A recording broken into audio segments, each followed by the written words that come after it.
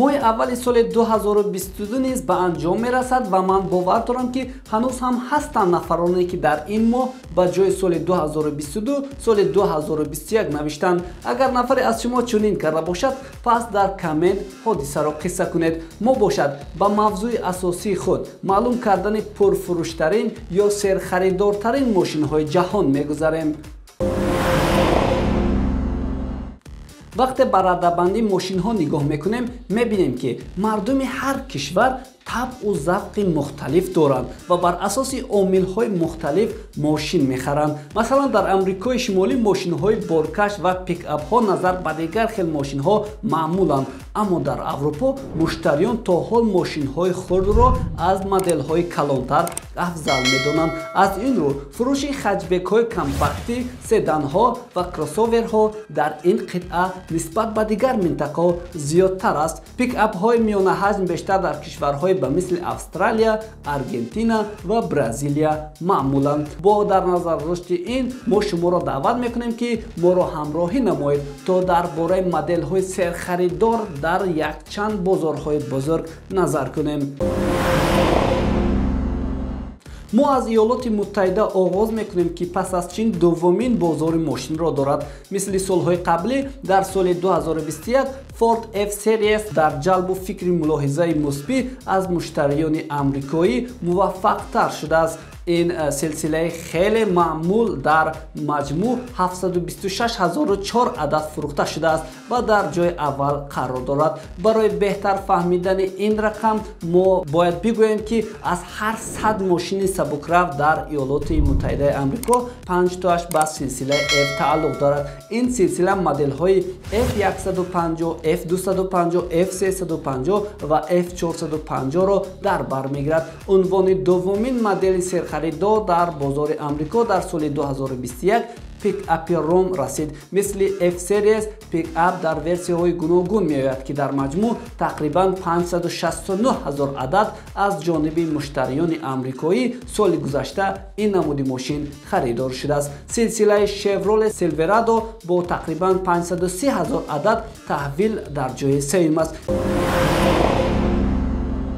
мисли амрикои шимолӣ, пикапҳо дар амрикои ҷанубӣ низ маъмуланд. дар Бразилия бузургтарин бозори мошин дар амрикои лотинӣ пикапи Fiat Strada модели серфурӯши соли 2021 буд. ин пикапи хурди итолиёвӣ 55% бозорро ишғол мекунад ва рақами фурӯши он тақрибан ба 109,000 адад мерасад. ин беҳтарин рекордест ки пикапи хурди итолиёвӣ аз замони ба кор шурӯъ карданаш дар соли 1996 гузоштааст. пас аз Strada ду мошини хурди шаҳрӣ дар зинаҳои дуюм ва сеюм қарор доранд ки Hyundai HB20 ва Fiat Argo мебошанд. ин моделҳо мутаносибан 86,455 ва 84,644 адад фурӯхта шудаанд.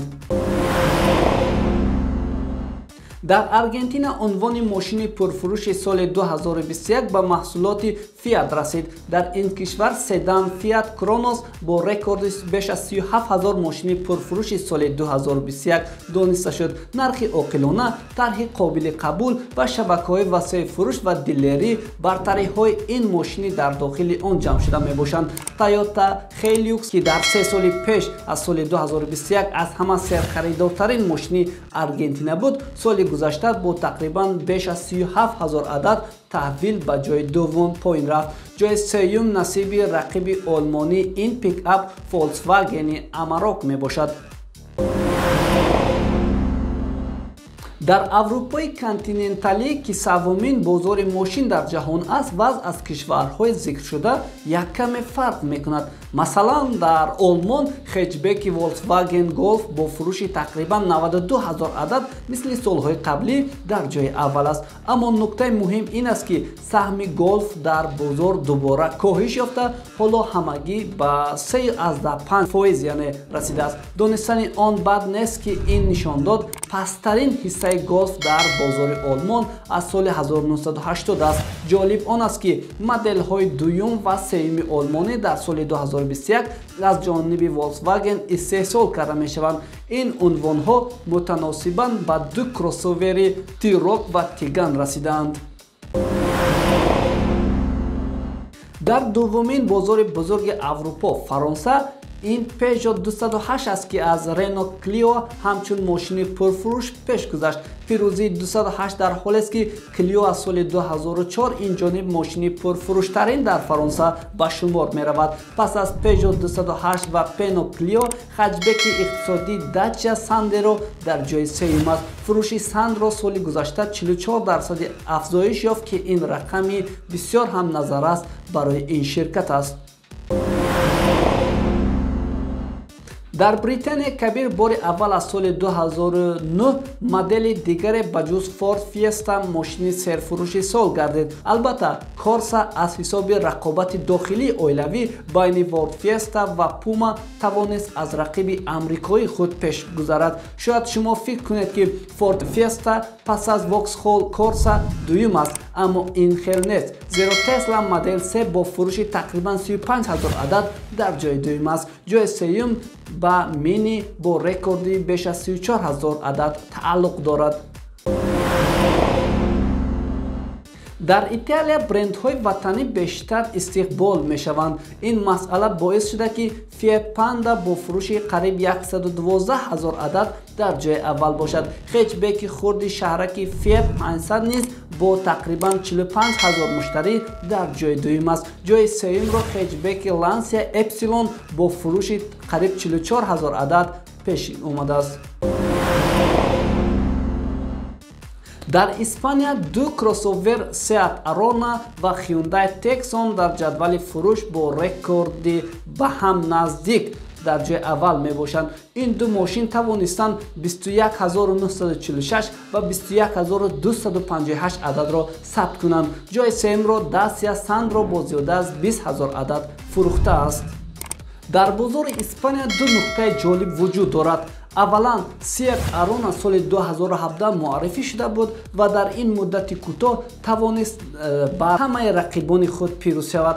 нуқтаи дуюм ба тӯфони Hyundai Tucson марбут аст. насли чоруми ин мошини карьягии нав ба бозор ворид шуд ва дар синфи кроссовери паймон муваффақ шуд.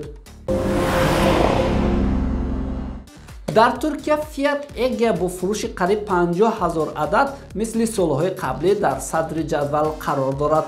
қобили зикр аст ки ин мошин аз соли 2016 инҷониб ҳамеша дар Туркия беҳтарин фурӯшанда буд. Toyota Corolla дар ҷои дуюм ва хетчбеки Renault Clio бо фурӯши қариб 36,000 адад дар ҷои сеюм мебошад. дар кишвари мисли Федератсияи Русия тамғаи Lada бартарӣ дорад. Vesta дар ин кишвар ҷои аввалро ишғол мекунад ки модели он қариб 114,000 ададро ташкил медиҳад ва шаҳрвандони Русия ҳамин гуна ададро харидорӣ карданд. ҷои дуюм ба модели Granta бо рекорди 111,430 адад тааллуқ дорад. пас аз ин ду мошин Kia Rio тавонист бо ҷалби ҳудуди 83,000 муштарӣ ҷои сеюмро дар бозори мошинфурӯши Русия пайдо кунад. тамошобинони азиз, ин ҳама маълумотро мо дар сомонаҳои интернетӣ пайдо кардем ва тахмини дуруст аст ки чунин маълумотҳои расмӣ дар мо кам ё қариб нестанд.